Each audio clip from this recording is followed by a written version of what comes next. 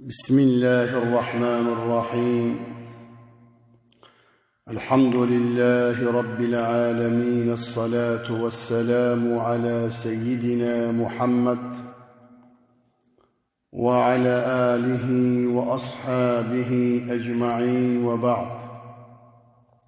Aziz müminler, لقد ورد أن كلم الله موسى عليه السلام rivayet edilmiş ki Yüce Mevlamız Hazreti Musa ile konuşurken Kâle Rabbi, dedi ki Hazreti Musa Rabbimize Celle Celaluhu, Hel ekremte ahade misleme ekremteni, ey Rabbim, bana ikram ettiğin gibi başka kimselere ikram etmiş misin? Lekad esma'tani kelamek, çünkü vasıtasız sesini duyuyorum, kelamını işitiyorum.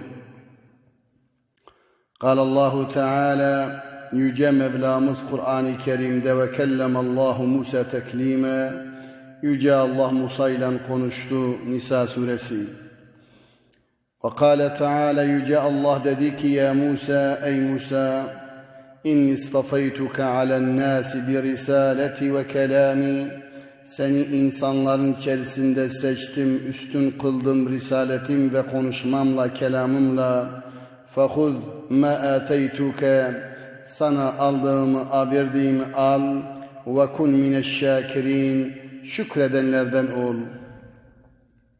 فَقَالَ ya Rabbi, dedi ki Musa aleyhisselam, هَلْ اَكْرَمْتَ اَحَدَ مِثْلَ مَا اَكْرَمْتَنِي بِهِ, ya Rabbi, bana bu ikramından dolayı benden başka kimseye ikram edecek misin?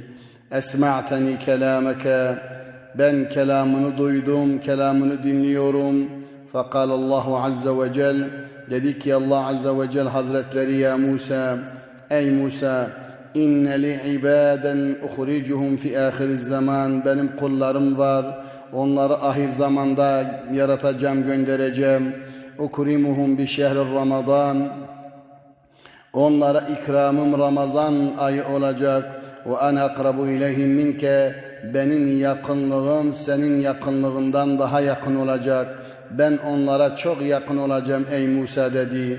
Fe inni kellemtuke ve beyni ve beyneke 70.000 hicab, ey Musa, ben seninle konuşurken aramızda 70.000 tane perde vardır.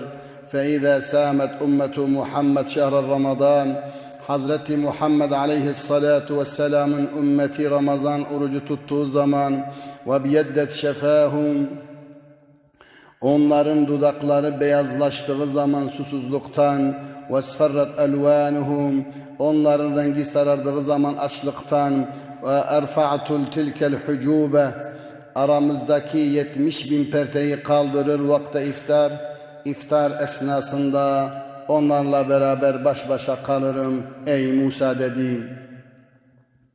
Değerli kardeşlerim, iftar saatinde Yüce Mevlamızla baş başayız.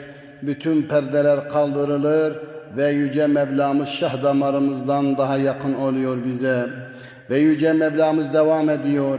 Ya Musa, tuğba limen atişet kebeduhu ve ca'a betnuhu, ne mutlu o insana ki ey Musa, onun ciğerleri susadı ve midesi Ramazan'dan dolayı acıktı. Ramazan ayında. Fe inni le ucazihi min duni liqa, benimle buluşmadan ona ceza mükafat vermeyeceğim.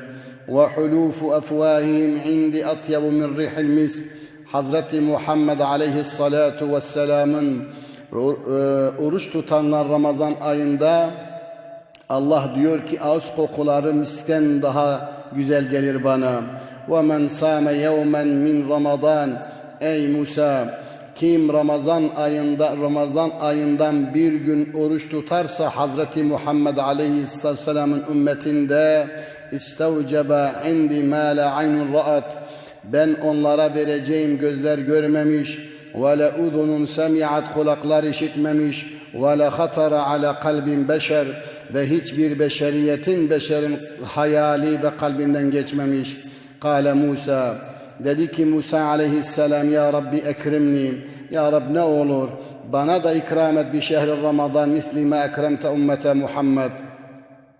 Musa aleyhisselam dedi ki ya Rabbi bana da ikram et Ramazan ayıyla Hazreti Muhammed'in ümmetine ikram ettiğin gibi. Yüce Mevlamız dedi ki salavatullahi ve selamu aleyh ümmete Muhammed salavatullahi ve selamu aleyh kalallahu huve li ümmete Muhammed khassa.